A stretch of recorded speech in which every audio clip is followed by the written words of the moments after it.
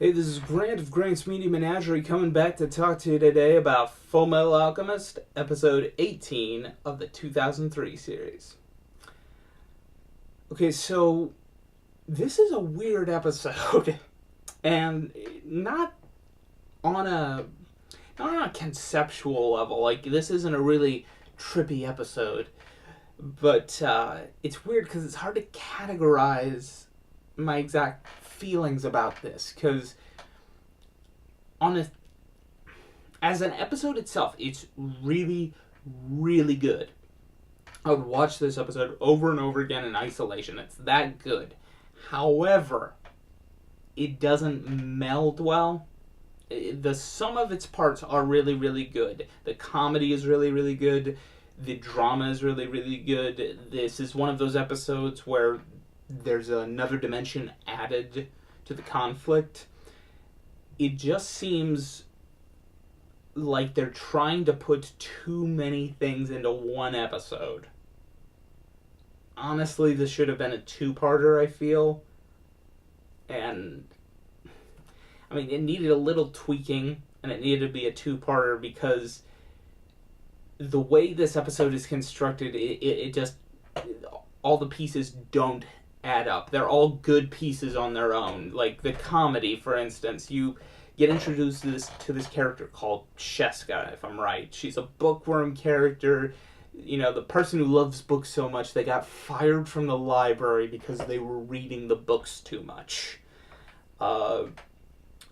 You first get introduced to her because she won't answer the door, and it turns out that she's literally buried under books,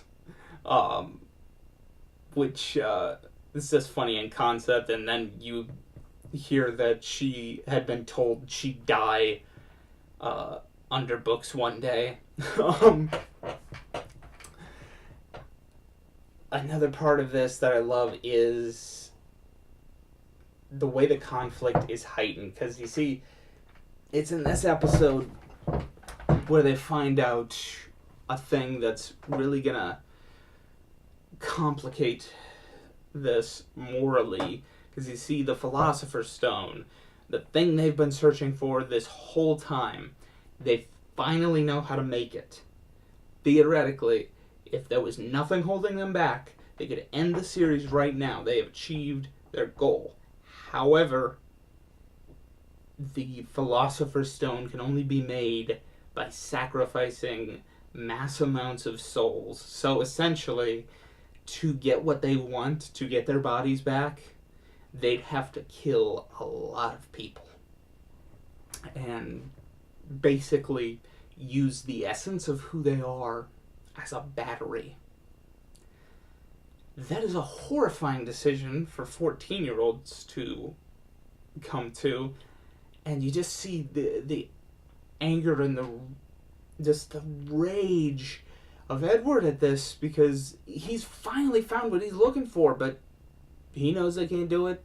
Al knows they can't do it. The show, at least their part of their arc in this episode, ends with him looking at a fan, and he's looking at his arm, and he's reaching towards the sky like this, and you see his arm, and you kind of get this instance of every time I get close, it just keeps slipping further back. And I really like the drama of that.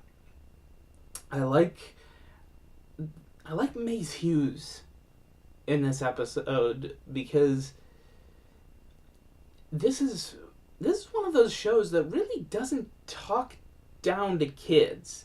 I mean, it even has characters who you get the sense that they just want to protect them. They're all of the adults, whether they want to try to protect them or just want to try to help them along, you get the sense that they're all looking out for their best interest, or what they perceive as their best interest.